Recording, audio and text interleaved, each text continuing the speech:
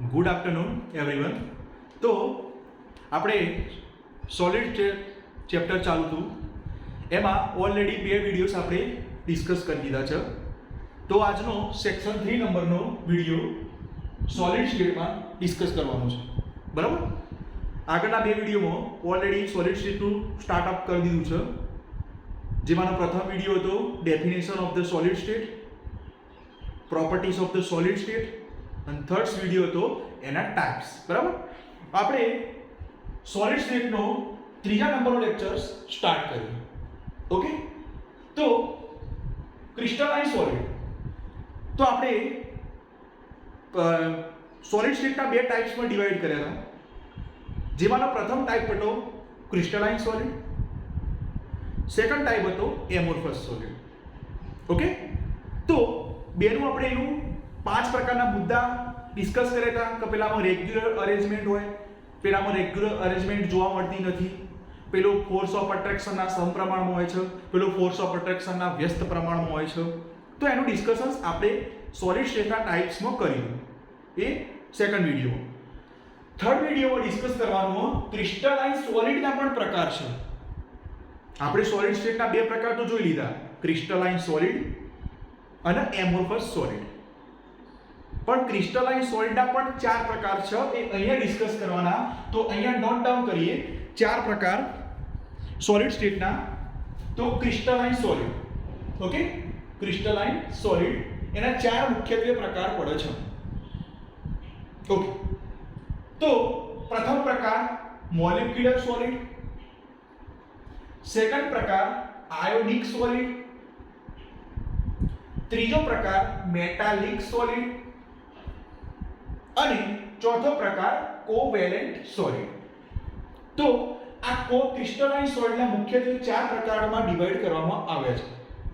Okay, ચલો, તો આ 4 પ્રકારમાં કયા કયા પ્રકારનું વ્યવસ્થાપન કરેલું છે એ અહીંયા આપણે ડિસ્કશન કરવાનું છે. બરાબર, કે કયા કયા પ્રકારનું વ્યવસ્થાપન આ સોલિડ સ્ટેટમાં થયું છે એનું આપણે વન બાય વન સોલિડ્સનું ડિસ્કશન્સ કરવાનું છે. ઓકે, તો ચાલો નંબર 1 મોલેક્યુલર સોલિડ. તો મોલેક્યુલર સોલિડમાં કોન્સ્ટિટ્યુઅન્ટ પાર્ટિકલ કયા કયા જોવામાં આવે છે? તો ઓબ્વિયસ વસ્તુ મોલેક્યુલ્સ ને એટમ. કેમ? કારણ કે નામ ઉપરથી જ ખબર પડે, મોલેક્યુલર એટલે મીન્સ એમાં કોન્સ્ટિટ્યુઅન્ટ પાર્ટિકલ્સ મોલેક્યુલ્સ હોય અથવા એટમ હોય. કોન્સ્ટિટ્યુઅન્ટ પાર્ટિકલ્સ મીન્સ ઘટક કણો. એક પ્રકારનો પાર્ટિકલ ઘટક કણો હોય એ મોલેક્યુલર સોલિડમાં એટમ અને મોલેક્યુલ્સ જોવા મળે છે. તે જ પ્રમાણે આયોનિક સોલિડમાં કોન્સ્ટિટ્યુઅન્ટ પાર્ટિકલ તરીકે શું હોય? તો કેશાયન્સ અને એનાયન. એટલે means cation means positive charge, anion means negative charge. Okay, third નંબરનું મેટાલિક સોલિડ. એટલે અહીંયા જો તમે નોંધ કરો, ક્રિસ્ટલાઇન સોલિડના મુખ્યત્વે 4 પ્રકાર: molecular solid, ionic solid, metallic solid અને કોવેલેન્ટ સોલિડ. હવે એમાં પણ કોન્સ્ટિટ્યુઅન્ટ પાર્ટિકલના 4 પ્રકાર છે.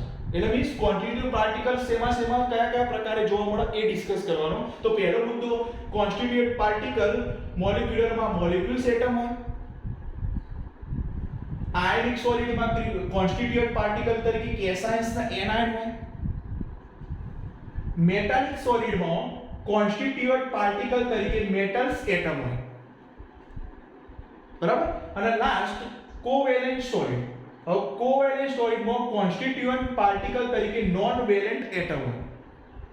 ઓકે, તો આ ડિસ્કશન્સ થઈ અલગ અલગ ટાઈપ્સમાં કોન્સ્ટિટ્યુઅન્ટ પાર્ટિકલની. ઓકે, સેકન્ડ ડિસ્કશન કરીએ એનું ફોર્સ ઓફ અટ્રેક્શન શું છે. ફોર્સ ઓફ અટ્રેક્શન શું છે? તો ચલો, મોલેક્યુલર સોલિડ્સમાં ફોર્સ ઓફ અટ્રેક્શન્સ વાન ડર વાલ્સ તરીકે ઓળખવામાં. એટલે મીન્સ કે આમાં ફોર્સ ઓફ અટ્રેક્શન એક વાન ડર વાલ્સ પ્રકારનું બળ હોય છે. તેવી જ રીતે આયોનિક સોલિડમાં ફોર્સ ઓફ અટ્રેક્શન્સ આ શોર્ટ ફોર્મમાં મેં લખાયું F.A. એટલે સમજી જવાનું, F એટલે ફોર્સ ઓફ અટ્રેક્શન્સ. આ શોર્ટ ફોર્મમાં લખ્યું, અહીંયા પાટિયાનો અભાવના કારણે મેં શોર્ટ ફોર્મમાં અહીંયા દર્શાવ્યું છે, કારણ કે બધું માતું નતું એટલે ફોર્સ ઓફ અટ્રેક્શન શોર્ટ ફોર્મમાં. એનું ફોર્સ ઓફ અટ્રેક્શન્સ આર ઇક્વલમાં કેવું છે તો ઇલેક્ટ્રોસ્ટેટિક ફોર્સમાં. એટલે મીન્સ કે અહીંયા ઇલેક્ટ્રોસ્ટેટિક પ્રકારનું ફોર્સ ઓફ અટ્રેક્શન્સ જોવા મળશે. થર્ડ નંબરનું મેટાલિક સોલિડ. તો મેટાલિક સોલિડમાં કયા પ્રકારનું ફોર્સ ઓફ અટ્રેક્શન હોય તો ઓબ્વિયસ હતું, નામ ઉપરથી ખબર પડે મેટાલિક એટલે મેટાલિક બોન્ડ પ્રકારનું ફોર્સ ઓફ અટ્રેક્શન્સ અહીંયા જોવા મળે છે. અને લાસ્ટ નંબરનું કોવેલેન્ટ સોલિડ. તો એમાં કયા પ્રકારનું ફોર્સ ઓફ અટ્રેક્શન્સ છે તો ઓબ્વિયસ વસ્તુ કોવેલેન્ટ બોન્ડ પ્રકારનું ફોર્સ ઓફ અટ્રેક્શન્સ જોવા મળે છે. તો આ થયું ડિસ્કસ નંબર 2. બરાબર. તો આ બીજો મુદ્દો ક્લિયર થઈ ગયો. અને છેલ્લો મુદ્દો મેલ્ટિંગ પોઈન્ટ. તો મેલ્ટિંગ પોઈન્ટ મોલેક્યુલર સોલિડમાં શું છે, આયોનિક સોલિડમાં શું છે, મેટાલિક સોલિડમાં શું છે અને કોવેલેન્ટ સોલિડમાં શું છે, એની અહીંયા ડિસ્કશન્સ કરેલી છે. તો ચલો નંબર 1 જોઈએ. મોલેક્યુલર સોલિડમાં મેલ્ટિંગ પોઈન્ટ શું જોવા મળે, એકદમ લો કન્ડિશનમાં હોય. બરાબર. મોલેક્યુલર સોલિડમાં મેલ્ટિંગ પોઈન્ટ એકદમ લો ટેમ્પરેચરે જોવા મળે છે. તેવી જ રીતે આયોનિક સોલિડમાં મેલ્ટિંગ પોઈન્ટ એકદમ હાઈ હોય. મેટાલિક સોલિડમાં પણ મેલ્ટિંગ પોઈન્ટ એકદમ હાઈ હોય. ઓકે. અને કોવેલેન્ટ સોલિડમાં મેલ્ટિંગ પોઈન્ટ ઓબ્વિયસલી હાઈ હોય. ચલો તો અહીંયા આ લાસ્ટ મુદ્દો તો સિમ્પલ ખબર પડી જાય. ખાલી એક જ મોલેક્યુલર સોલિડ હોય તો એમાં મેલ્ટિંગ પોઈન્ટ એકદમ લો જોવા મળે. બાકી બધી કન્ડિશન આયોનિક, મેટાલિક, કોવેલેન્ટની કન્ડિશનમાં બધામાં મેલ્ટિંગ પોઈન્ટ્સ હાઈ જોવા મળે છે. બરાબર. હવે અહીંયા તમને હું એમસીક્યુએસ ટાઈપ્સ કઈ રીતે પૂછાય એક્ઝામમાં કે એન્ટ્રન્સ એક્ઝામમાં કોઈ પણ ફિલ્ડ્સમાં જાઓ તો આના એમસીક્યુએસ કઈ રીતે પૂછાય એનું ડિસ્કશન્સ કરી દઉં. તો જો નંબર 1 એમસીક્યુએસ કઈ રીતે પૂછાય. ચલો તો ચલો અહીંયા કઈ રીતે એમસીક્યુએસ પૂછાય જો. તો સૌપ્રથમ એવો એમસીક્યુએસ પૂછાય કે આપેલા સોલિડ્સના ક્રિસ્ટલાઇન સોલિડના મુખ્યત્વે 4 પ્રકારમાંનો કયો પ્રકાર છે. હવે અહીંયા તમને 3 પ્રકાર આપી દે અને કોઈ ચોથો પ્રકાર અલગ આપી દે તો તમારે એ 3 પાર્ટમાંથી ABC ત્રણે ટીક કરવાનો રહેશે. બરાબર. કે આ ત્રણેય છે કયા કયા, molecular solid, ionic solid, covalent solid ને આ ચારે ચાર પ્રકાર જો ક્રિસ્ટલાઇન સોલિડમાં એમસીક્યુએસ માં આપેલા હોય તો એ ટીક માર્ક કરી દેવાનું. ઓકે. નંબર 1 ક્વેશ્ચન આ રીતના.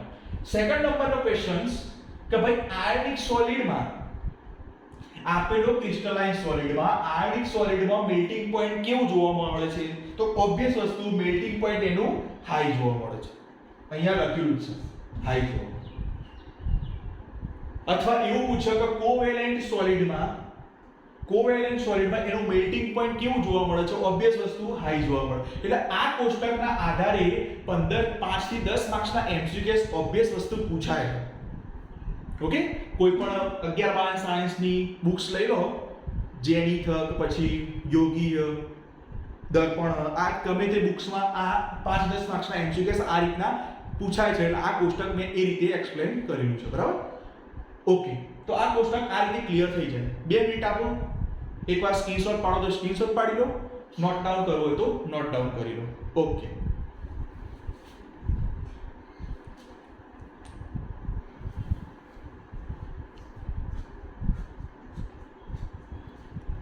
Okay, very good. ચલો રફ કરી દઉં. ઓકે ચલો. તો હવે આપણે આ ડિસ્કશન તો ટાઈપ્સ કરી દીધી. બરાબર. ચલો હવે થોડું નેક્સ્ટ ટોપિક તરફ જઈએ. નેક્સ્ટ ટોપિક શું છે?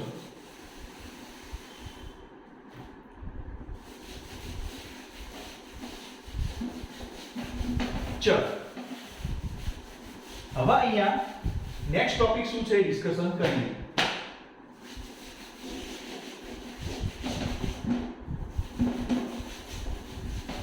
ઓકે ચલો. તો અહીંયા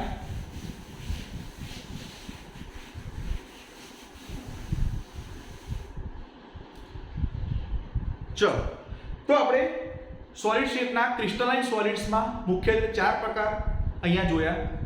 metallic solid, molecular solid, ionic solid અને લાસ્ટ કોવેલેન્ટ સોલિડ.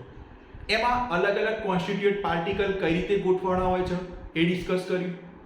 એમાં ફોર્સ ઓફ અટ્રેક્શન્સ કયા પ્રકારનું હોય છે એ ડિસ્કશન્સ કર્યું અને લાસ્ટ એનું મેલ્ટિંગ પોઈન્ટ ડિસ્કશન્સ કર્યું. ચલો હવે નેક્સ્ટ થિયરી તરફ થોડા આગળ વધીએ તો એમાં નેક્સ્ટ થિયરીમાં એવું એક્સપ્લેન કરવામાં આવ્યું છે કે લેટાઇસ અને યુનિટ સેલ શું છે. હવે ચેપ્ટરનું સોલિડ સ્ટેટનું સ્ટાર્ટિંગ થાય છે. અત્યાર સુધીનું તો બેઝિક કોન્સેપ્ટ બધું હતું કે સોલિડ શું છે, એની પ્રોપર્ટીઝ શું છે, એના ટાઈપ શું છે, એ બધું બેઝિક નોલેજ અહીંયા મેં આ 3 લેક્ચરમાં ક્લિયર કર્યું. હવે જે આવશે એ બધું એકદમ હાઈ લેવલ્સનું સોલિડ સ્ટેટમાં ડિસ્કશન્સ કરવાનું છે. ઓકે ચલો તો હવે થોડા એક્સ્ટ્રા ઓર્ડિનરી તરફ જઈએ તો એક્સ્ટ્રા લેવલ તરફ જઈએ સોલિડ સ્ટેટમાં. તો હવે ડિસ્કશન્સ કરવાનું છે lattice. What is the lattice? બરાબર. ચલો એડી મારો લેટાઇસ. ચલો શું વસ્તુ છે લેટાઇસ? ઓકે ચલો તો લેટાઇસની ડેફિનેશન્સ અહીંયા લખવું હોય તો લખી દો. Regular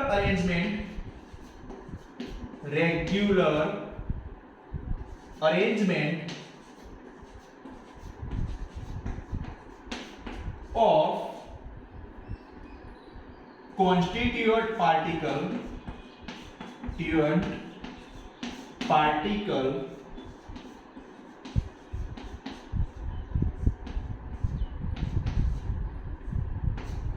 in 3D means 3 dimensions.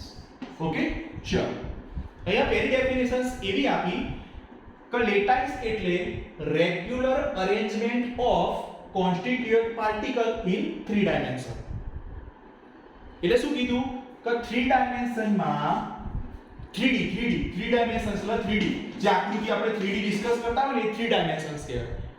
Cubic છે કે નળાકાર છે જેનું ડાયમેન્શન્સ 3 ડાયમેન્શન્સ હોય. બરાબર. તો એનું ડિસ્કશન છે કે 3D માં રેગ્યુલર અરેન્જમેન્ટ કોન્સ્ટિટ્યુએન્ટ પાર્ટિકલ એટલે મીન્સ ઘટક કણોનું રેગ્યુલર અરેન્જમેન્ટ 3 ડાયમેન્શન્સમાં જોવા મળે એને લેટાઇસ તરીકે ઓળખવામાં આવે છે. એને એવું કીધું. બરાબર. ચલો હવે કઈ રીતનું એનું માળખું હોય એ આપણે ડિસ્કસ કરીએ. તો એમાં કયા કયા પ્રકારનું હોય તો એ ડિસ્કસ કરીએ. 3D બરાબર. ચલો આ ડેફિનેશન્સ થઈ. Regular arrangements of constituent particles in 3 dimensions. અથવા બીજી રીતે પણ આપ્યું હોય તો આપી શકાય અથવા બીજી ડેફિનેશન્સ પણ આપી હોય તો અહીં આપી શકાય. કઈ ડેફિનેશન્સ? તો ચલો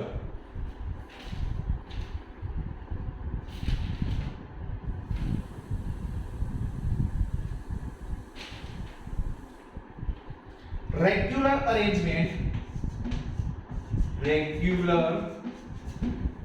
arrangement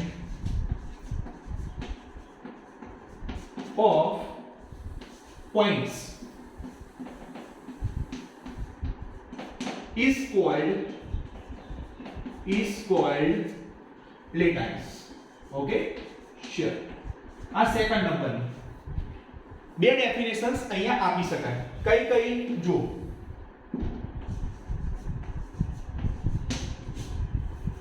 કઈ પ્રથમ ડેફિનેશન શું કીધું?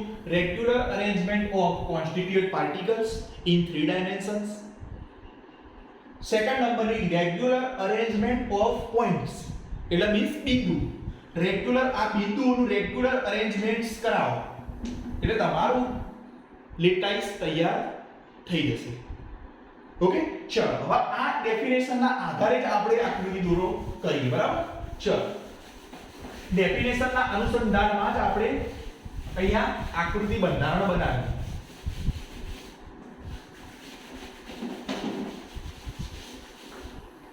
ઓકે શું ડેફિનેશન્સ હતી? Regular arrangement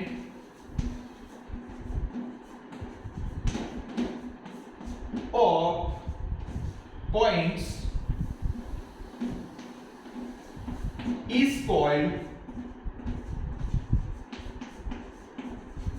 called lattice. Okay તો regular arrangements of points is called lattice. હવે આ લેટાઇસની આકૃતિ ડ્રો કરીએ.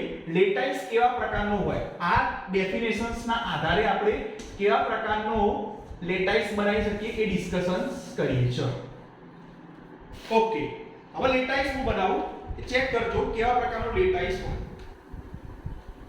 તો આપણે પોઈન્ટ્સ શું કીધું, રેગ્યુલર અરેન્જમેન્ટ ઓફ પોઈન્ટ્સ. તો પોઈન્ટ્સ લઈ લઈએ, બરાબર. ચલો તો હું પોઈન્ટ્સ લઉં એ નોટ કરજો કયા કયા પોઈન્ટ્સ હોય જો. તો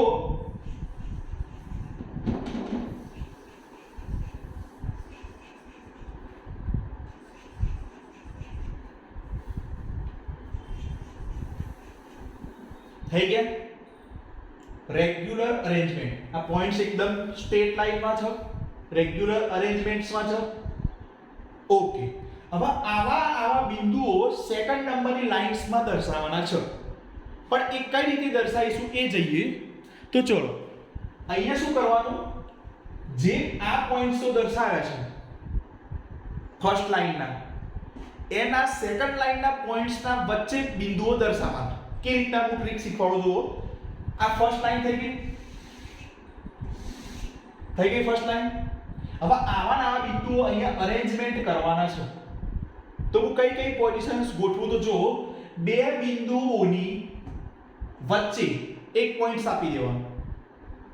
બે બિંદુઓની વચ્ચે એક પોઈન્ટ્સ આપી દેવાનું એટલે તમારું સેકન્ડ લાઇનનું સ્ટ્રક્ચર તૈયાર થશે. જો આ રીતના એ આ બે બિંદુ છે, એક બિંદુ, આ બીજું બિંદુ, ફર્સ્ટ સેકન્ડ અહીંયા વચ્ચે મૂકી દઉં એક બિંદુ. શ્યોર. હવે આ બે બંને બિંદુ એક અને આ બે વચ્ચે એક બિંદુ મૂકી દઉં, બિંદુ બીજું. થર્ડ બિંદુ આ અને આના વચ્ચે મૂકી દઉં, ત્રીજું બિંદુ. અને લાસ્ટ આના વચ્ચે પોઈન્ટ્સમાં મૂકી દઉં. થઈ ગયું. આ થઈ ગઈ તમારી સેકન્ડ લાઈન. ફર્સ્ટ લાઈન શું હતી, એકદમ સ્ટ્રેટ લાઈન. સેકન્ડ્સ બે પોઈન્ટ્સ ની વચ્ચે મૂકવાનું. અને એક વસ્તુ વિચારી લો, ઓબ્વિયસ વસ્તુઓ એ વિચારો. સપોઝ તમને કોઈ કે લાડવા છે, એ લાડવાને તમારે એવી રીતે ગોઠવવાના કે વ્યવસ્થિત રીતે રેગ્યુલર અરેન્જમેન્ટમાં એમનું ગોઠવણ થાય, બરાબર. એવું તમને કીધું એમ. તો શું કરશો તમે? તમને એમ કીધું કે લાડવા છે, તમને લાડવા આપેલા હોય તો એમનું રેગ્યુલર એવી રીતે અરેન્જમેન્ટ કરો કે વ્યવસ્થિત રીતે ગોઠવણ થાય. તો કેવી રીતે તમે ગોઠવણ કરશો? તો એક વસ્તુ છે, લાડવો લીધો, પહેલા તો બધા લાઈનમાં સીધા જ ગોઠવી દેવાના. પછી સેકન્ડ લાઈનમાં શું કરવાનું, બે લાડવાની વચ્ચે એક લાડવો સેટઅપ કરી નાખવાનો. એટલે વ્યવસ્થિત રેગ્યુલર અરેન્જમેન્ટમાંથી આ રીતે ગોઠવણ થશે. હવે આ રીતના પોઈન્ટ્સને રેગ્યુલર અરેન્જમેન્ટ્સને લેટાઇસ તરીકે ઓળખવામાં આવે છે. એને એમ બરાબર.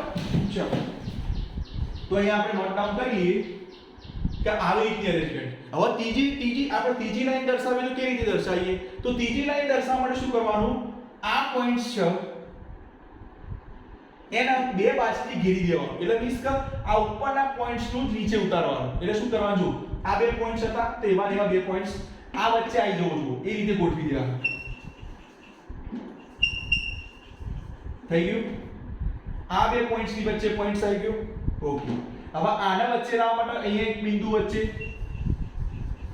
આ બે પોઈન્ટ્સ ના વચ્ચે આ પોઈન્ટ્સ આવી ગયો, આ બંનેની વચ્ચે આવી ગયો. ઓકે. થર્ડ અને આ તમારી લાઈન થઈ થર્ડ. ઓકે. ચલો ખબર પડી ગઈ. First line, second line, third line. આ પ્રકારની રેગ્યુલર અરેન્જમેન્ટને લેટાઇસ તરીકે ઓળખવામાં આવે છે. ઓકે. નેક્સ્ટ ટોપિક તરફ જઈએ. ચલો, vote is the unit cell? હવે આ તો તમે ડિસ્કસ કર્યું લેટાઇસ. તો યુનિટ સેલ શું વસ્તુ છે, બરાબર. હવે યુનિટ સેલ નું ડિસ્કસ કરીએ.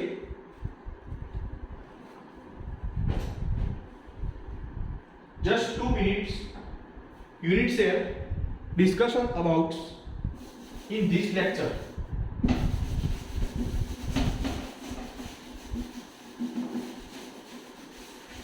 ઓકે, થઈ ગયું. Okay, lattice definition. હવે આગળ યુનિટ સેલ, હેડિંગ મારો unit cell. Unit cell. Okay, ચલો હવે યુનિટ સેલની ડેફિનેશન્સ આપીએ. તો યુનિટ સેલની ડેફિનેશન શું આપીએ? જેમ લેટાઇસની આ ડેફિનેશન આપીએ એમ યુનિટ સેલ શું વસ્તુ છે એની ડેફિનેશન આપીએ. તો યુનિટ સેલ શું વસ્તુ છે?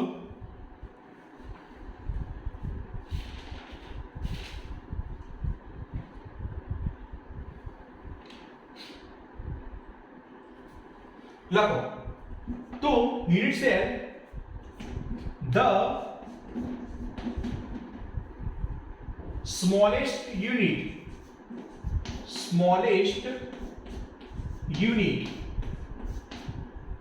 the smallest unit which can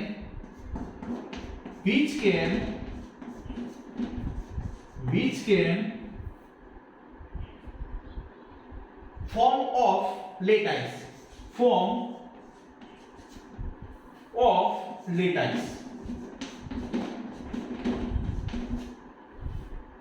after repetition. Okay, શું કીધું છો? યુનિટ સેલ એટલે શું? the smallest unit cell which can form of lattice after repetitions. એટલે એને શું કીધું કે એક નાના પ્રકારના યુનિટ સેલ, નાના પ્રકારના પોઈન્ટ્સ નું જોડાણ કરી યુનિટ સેલ બને અને યુનિટ સેલ નું મોસ્ટ ઓફ ધ બંધારણ બનાવી આખો એક લેટાઇસ એક પ્રકારના રિપીટેશન ના કારણે લેટાઇસ નું બંધારણ અહીંયા જોવા મળે છે એવું કીધું. એને શું કીધું કે ધ સ્મોલેસ્ટ યુનિટ એટલે નાના યુનિટ કણો લઈ લેવાના.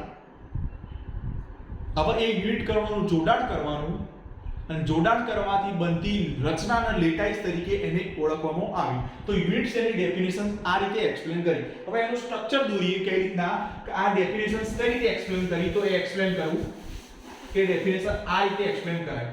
બરાબર? ચલો, સ્ટ્રક્ચર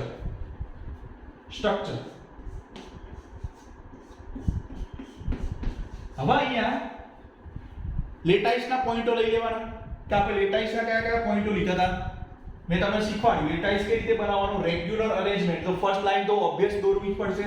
ચલો ફર્સ્ટ લાઈન દોરી દીધી.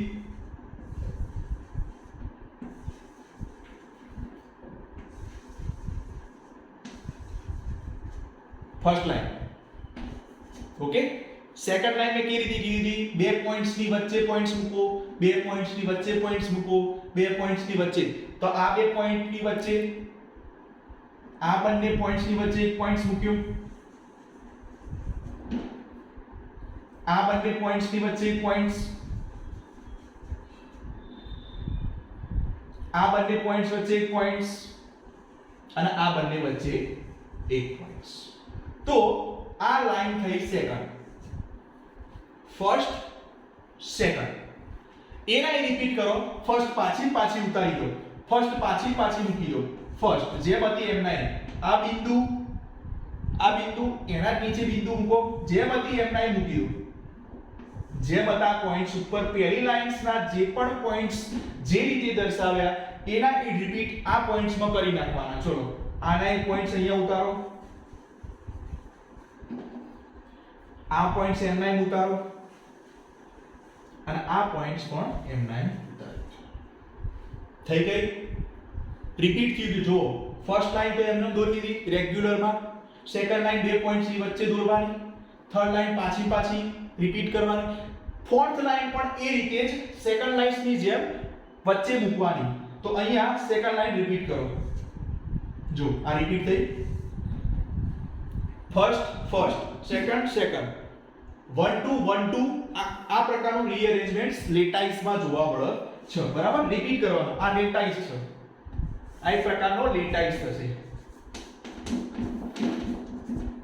ઓકે, થઈ ગયું? એના જ પાછું રિપીટ કરવાનું. એટલે શું કરવાનું? બીજી લાઈન જેમના જેમ પોઈન્ટ્સ હતા એમના નીચે દર્શાવવાના. એટલે આ બે પોઈન્ટ્સ ની વચ્ચે આપણે કરતા બીજી લાઈનમાં શું કરતા, આ બે પોઈન્ટ્સ વચ્ચે પોઈન્ટ મૂક્યો તો એ જ રીતે આ બે પોઈન્ટ્સની વચ્ચે પણ એક પોઈન્ટ, આ બે પોઈન્ટ્સની વચ્ચે પણ, આ બે પોઈન્ટ્સની વચ્ચે પણ અને આ બે પોઈન્ટ્સની વચ્ચે પણ. તો આ પ્રકારની બંધારણની રચના થઈ. આ તો થયું તમારું લેટાઇસ પોઈન્ટ. આ બધા તો શું છે, લેટાઇસ પોઈન્ટ છે. આ શું છે, લેટાઇસ પોઈન્ટ, બરાબર. આ એક બધા દર્શાવ્યા એ બધા લેટાઇસ પોઈન્ટ છે, કારણ કે આ એક પ્રકારનો લેટાઇસ છે. મેં તમને કીધું રીઅરેન્જમેન્ટ્સ of 3 dimensions of conspicuous particle. હવે આપણે એક વસ્તુ કરવાની અહીંયા, કે શું કરવાનું જો અહીંયા એક પ્રકારનો યુનિટ સેલ બનાવવાનો. હવે યુનિટ સેલ કેને કહેવાય? આ તો તમે દર્શાવ્યું તો પ્રકારનો લેટાઇસ છે, પણ આપણે યુનિટ સેલ બનાવવાનો. તો યુનિટ સેલ કેવી રીતે બનાવવાનો તો એ ડિસ્કસ કરીએ. તો ચલો યુનિટ સેલ કેવી રીતે બનાવવાનો જુઓ. હું જે પોઈન્ટ્સ નોટ કરું એ પોઈન્ટ્સ નોટ કરજો, એના આધારે આપણે યુનિટ સેલ બનાવવાનો છે. તો ફર્સ્ટ પહેલા બે પોઈન્ટ્સ લઈ લો, આ બે અને આ થઈ ગયું ફર્સ્ટ. એવા એવા નીચેના બે પોઈન્ટ્સ લઈ લો, થઈ ગઈ રચના, થઈ ગઈ. ઓકે, શું કર્યું? પહેલા પણ આ ચોરસ બનાવ્યો 4 બિંદુથી, નીચેનો પણ ચોરસ 4 બિંદુથી બનાવી લો. હવે અહીંયા નંબર આપી દો. ચલો 1 2 3 4. એ જ રીતે નીચે 1 2 3 4. શું કર્યું? પહેલો ફર્સ્ટ ટાઈમ 4 બિંદુનું જોડાણ કર્યું, નીચે પણ એ લાઈનના 4 બિંદુ જોડ્યા. સેકન્ડ પોઈન્ટ નંબરિંગ કર્યો 1 2 3 4, 1 2 3 4. ઓકે, ચલો હવે ચાલો કે 1 1 વાળા હોય એમને જોઈન્ટ કરો.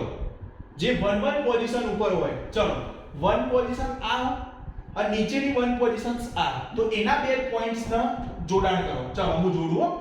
એ આ જોડાણ થયું, જોડાણ કર્યું. શું કર્યું? પ્રથમ બિંદુઓ વચ્ચેનું જોડાણ કરો. ફર્સ્ટ પોઈન્ટ તો ફર્સ્ટ પોઈન્ટ, સેકન્ડ પોઈન્ટ જોડો. ફોર્થ પોઈન્ટ 4 જોડાણ કરો.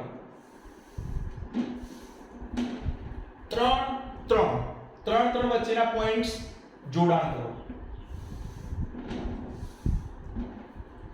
આ પ્રકારની રચના થઈ. આને કહેવાય યુનિટ સેલ.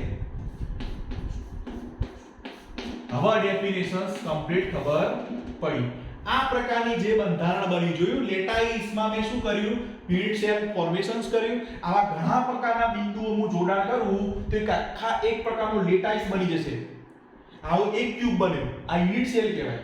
આને તમે યુનિટ સેલ તરીકે ઓળખવામાં આવો. આ બની ગયો તો શું કર્યું? મેં રેગ્યુલર પોઈન્ટ્સ થી આ એક પ્રકારનું યુનિટ સેલનું ફોર્મેશન્સ કર્યું.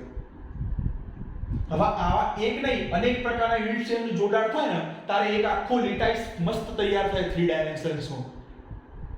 આવી રચનાઓને યુનિટ સેલ તરીકે ઓળખવામાં આવે છે. ઓબ્વિયસ. Thank you. આજના લેક્ચર્સમાં ટોટલી ડિસ્કશન્સ કર્યું, 4 ટાઇપ્સમાં ડિવાઈડ કર્યા ક્રિસ્ટલાઇન સોલિડ્સને, એ ચેક કર્યું. બે ડેફિનેશનો જોઈ, લેટાઇસ શું વસ્તુ છે, લેટાઇસની કઈ રીતે બંધારણ બને છે એ ડિસ્કસ કર્યું, અને યુનિટ સેલ અને યુનિટ સેલનું બંધારણ કઈ રીતે બને છે એનું આપણે ડિસ્કશન્સ અહીંયા લેક્ચર્સમાં કર્યું. હવે નેક્સ્ટ ટર્મમાં એ યુનિટ સેલના અલગ અલગ પ્રકાર છે. જેમ સોલિડ સ્ટેટના પ્રકાર છે ને એમ યુનિટ સેલોના અલગ અલગ પ્રકાર છે. એ નેક્સ્ટ લેક્ચરથી આપણે એક્સપ્લેન કરીશું. બરાબર? હાલ પૂરતું આ વિડીયોમાં આટલા સુધી રાખીએ. નેક્સ્ટ વિડીયોમાં આગળથી ટાઈપ્સ જોઈશું. Okay, thank you very much.